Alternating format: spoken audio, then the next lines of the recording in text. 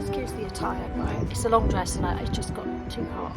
Frazzled. I feel like I need some quiet. Not a tutorial, but just showing you what I'm up to today on this sunny day.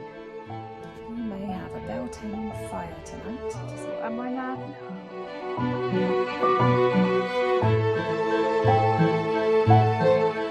Haphazard way of planting, which kind of goes with my haphazard way of life.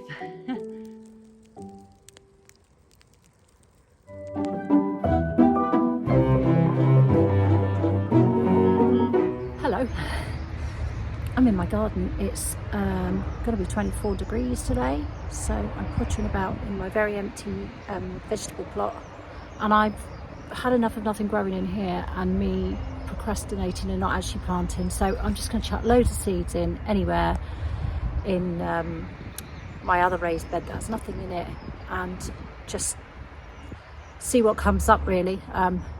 Yeah, I've been really lacking in planting and stuff this year, so I'm just going to chuck a load of seeds in and see what comes up.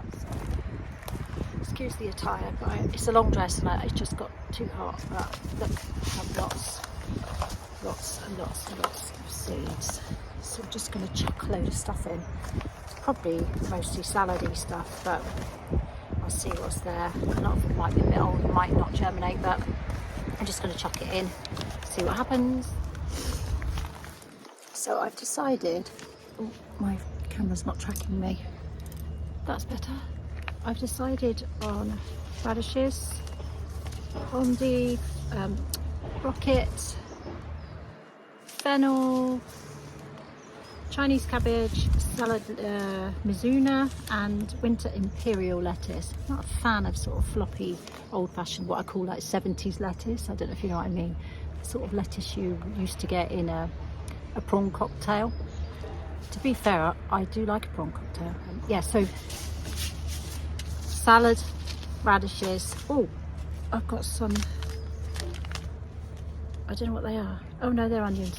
Oh, so maybe I'll put those in as well. Okay, so I have my crappy microphone back on to try and drown out the scrapyard and the traffic. So hopefully it's working.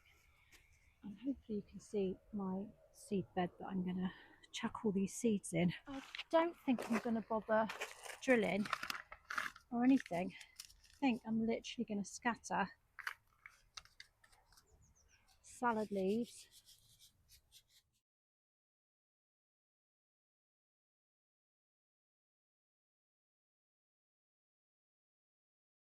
so this way. I'm just going to have a nice big salad bed. I mean, you know, I'm not a conventional gardener, as it were. I do like to just chuck it all in, and it usually works out all right. It's just I've been late with everything this year.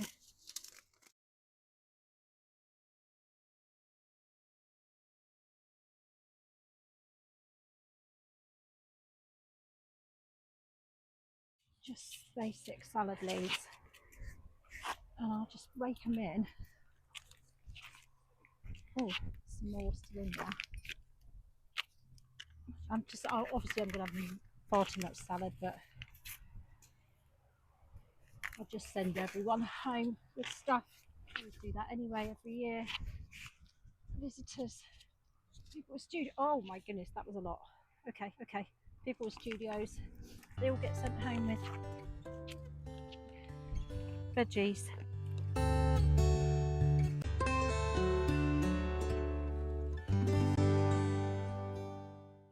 Why do they make seed packets so small and fiddly? And if you've got arthritic hands, like me,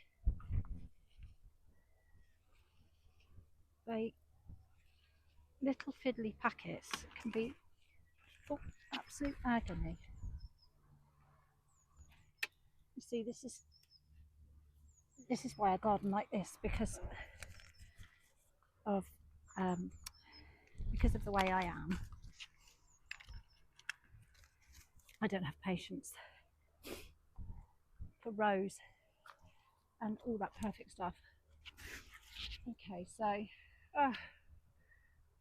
runny nose now. So yeah, my erratic gardening just matches me really.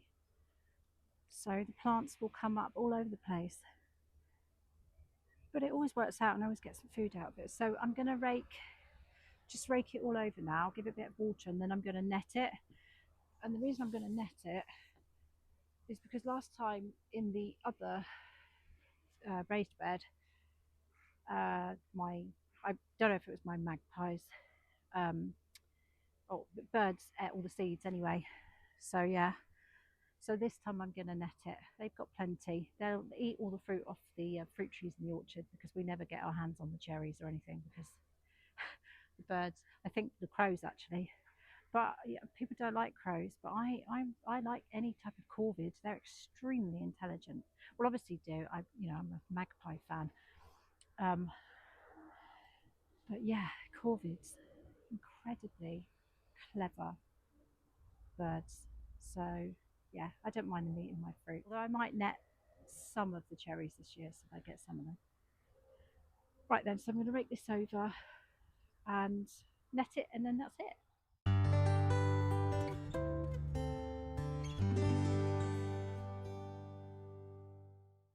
Okay, so now I'm just going to spray it with a fine mist of water.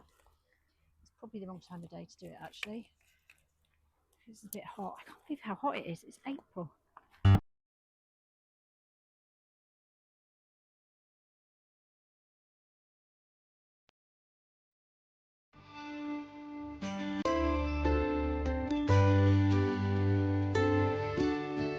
Now I will put some netting over the top to stop the birds from eating all the seeds.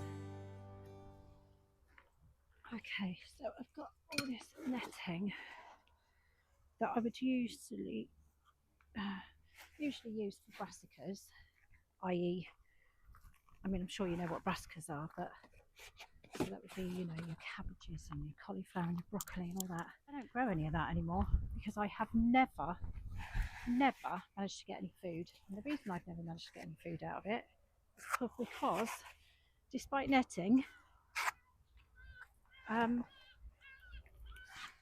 bloody caterpillars have the lot every year. I've got the wrong net on there now because I've got a bigger one on that bed.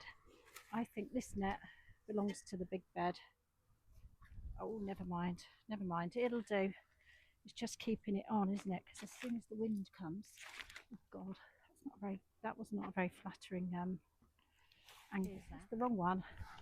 Right, I'm gonna, because you don't want to watch me doing it twice, so I'm gonna stop there and switch nets.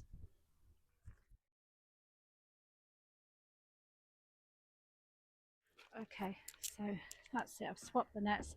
I definitely had the smaller one on here, so it didn't quite reach. So I'm going to cable tie it to the middle so it doesn't blow away completely in the wind, and then I'll just have to hold the edges down with stones and things like that. Yeah, we have a lot of wildlife,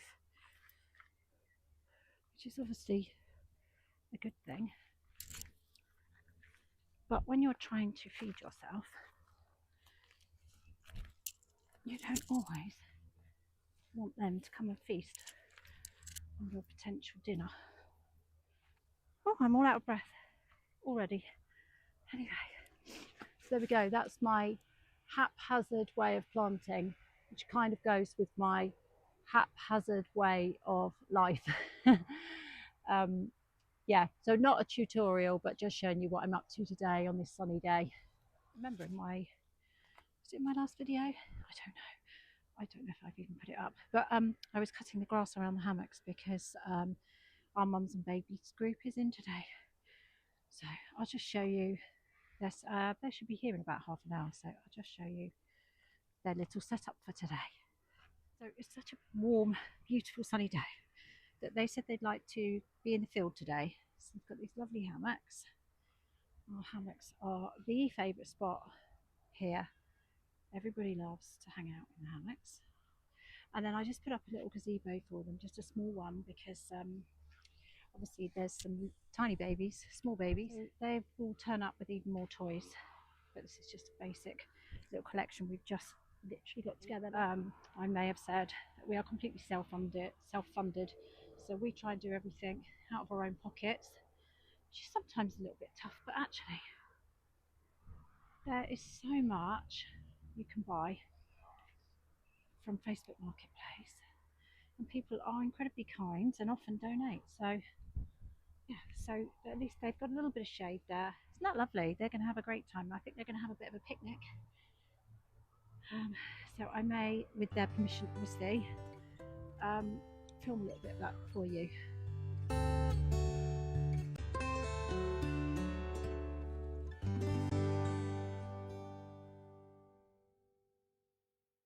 Isn't it beautiful? Oh yeah, I wanted to show you my flags because I also mentioned in my previous video that I was looking for fabric. Well, not fabric, because I make all the flags out of upcycled tents, broken tents, but I'll just show you some from last year.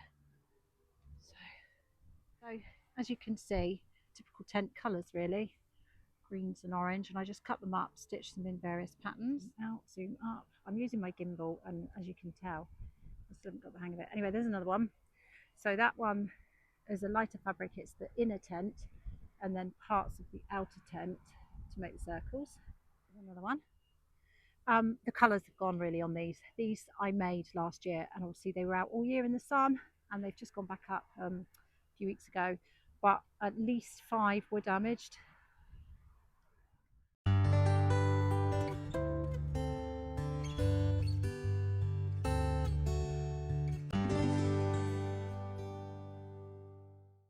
So I'm looking for tents. I did put out an appeal on for some tents, but I actually only got one. But it was a beautiful bright red, so yeah, so I'll use that. But I do need another colour or a couple of colours, because obviously I like to put the circles and things on them. Yeah. But when they're all up in a row, they look lush.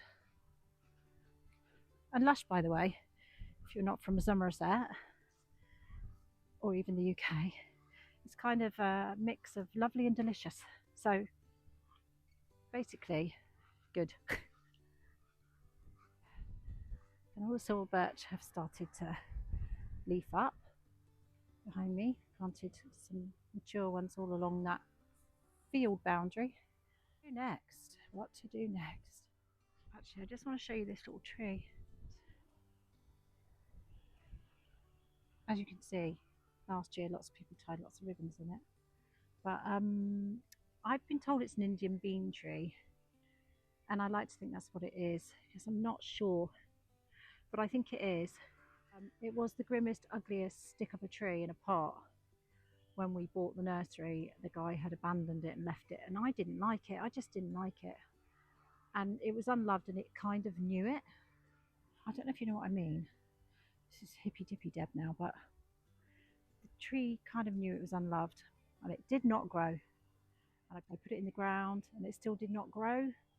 And it's been in 6 years. It's been in, and it didn't want to know. And then one day I decided that I quite liked it, and then I decided I loved it. And I tell it all the time how beautiful it is, how clever it is to grow so big and so strong. Oh, am I mad? No. And yeah, so now it grows, and it grows really well, and it's bloody beautiful. When the leaves are out, you'll be able to see, but it has the biggest leaves ever. They are huge leaves, and it did flower last year. Now apparently the bean tree doesn't flower till it's about 10 years old, which I reckon would be about right. So let's see. I don't know if it flowers every year, but it did flower last year. But it's just a really interesting tree, and now that I love it, it's a happy tree, and it loves to grow for me.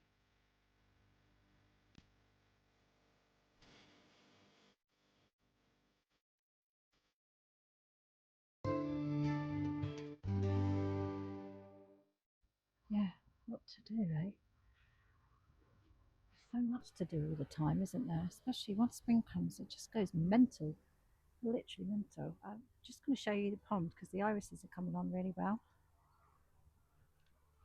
Look, if you saw my video when I was clearing out the pond, look at that. It's good, isn't it? They will be glorious. Big yellow and orange flame-like heads, flower heads. Absolutely beautiful. I love it. So I'm kind of going to let this area grow a bit wild. There's, as ever, oxeye daisies everywhere, but like I say, we love an invasive plant as long as it's pretty. This over here, we have a very wayward rose. So you can see that big stem there is, yeah, I've not looked at that in years, and it's actually mixed with a Himalayan honeysuckle. It's interesting. I mean, it's very interesting flowers on it, but apparently they are a bit poisonous, so we need to keep the kids away from those. There's some bluebells in there, which again can be quite invasive, but yeah, who's not going to love bluebells invading their garden? We have loads and loads of what are they called, teasels growing everywhere. I'm going to let those grow. I've just cut a path through them, but yeah, a teasel is a fascinating plant. Bigger, I'll show you, but if you don't already know, the leaves are this sort of cup. They're like this cup shape. Oh gosh, I've ripped that a bit. Anyway, they're like cups full of water. They fill up with water, and then you find lots of dead creatures floating in the water. Goldfinches love teasels, so we're cool with that. We're definitely cool with that. Right, well, I've just taken that crappy microphone off because I played a bit back and I realised the sound is terrible again. Can you see? You can just about see down in there, that's full of water. So it's incredibly clever plant. Big buddleia there, another really invasive plant, but you know what, the butterflies and bees absolutely love it. I planted a couple of sunflowers back in that bed for Tilly yesterday. Another lovely silver birch. My second favourite tree after the oak, of course. Oh, so hello again. I've come to sit in my bus. Have you seen my bus? I think I've shown you my bus. It's basically like a diner. Because of the little shade outside and stuff, it's quite cool in here at the moment. And the mums and babies group is in full swing. So I came in here out the way to drink my coffee. And I was feeling a little bit manic today, I think. So I was a little bit, maybe it was the heat and haphazard seed planting. I had to think then, as usual. But yeah, so I thought I'd come in here a minute, but you probably can't hear, but this is actually a noisy place to live. It's really noisy. And I think I'm really feeling it because Joe's been unwell and we haven't been out very much. As a rule, we don't leave the place often enough, but if the weather's good, we would normally have gone off to the coast and things in the van. And I'm really feeling it now. I feel a bit frazzled. I feel like I need some quiet, or maybe not quiet, but different sounds. This plot of land here, we're on an extremely busy A road, so you always have the hum of traffic, and the yard next door. It's an industrial area. I mean, this is a commercial. We always were a commercial entity until we changed it into this beautiful art centre and the field and everything. But and I have a beautiful green space and the gardens and the trees, but I don't have the quiet that I need sometimes, just for my soul, just to recharge. And I'm sure many of you will know what I mean. So right now I'm really feeling it. This afternoon I'm really feeling it, and I feel that I need to get out. So I'm not sure what we're going to do about that.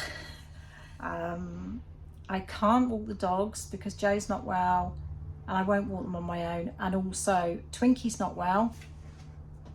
I mentioned, I think in my Sunday market video, that Twink had a bit of a funny turn. We think she's had a little bit of a mini stroke. She's 14 and she's quite wobbly, and she's quite happy most of the time, but she definitely had a bit of a funny turn on Saturday. But I am pleased to say she is much better, but definitely not up for a walk. So I think I'm just going to wait another day or two for Joe to recover, and then we're going to head off to the beach. Maybe have a night out at the beach, maybe a night out in the camper van.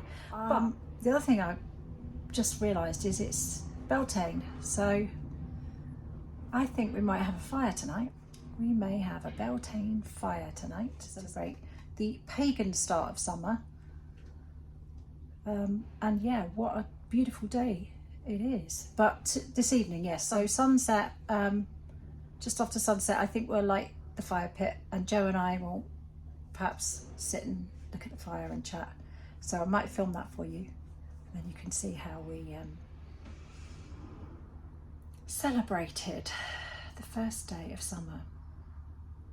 The pagan first day of summer. Not that I'm a pagan particularly either, but I do tend to go along with these more traditional dates. Yeah, try and work with the sun and the moon and those natural phases for sure. Anyway, yeah, come and join us around the fire pit later. So I'm sitting swinging in a hammock and Joe's lit the fire. We've had a beautiful sunset and it's Beltane. I'll show you, it's lovely.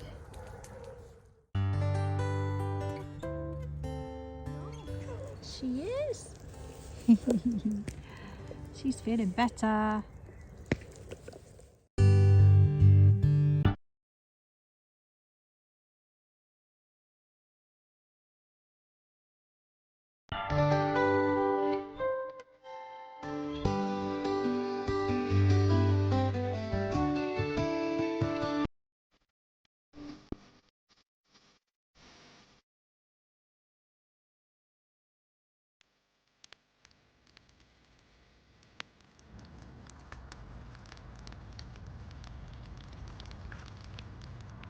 Wait.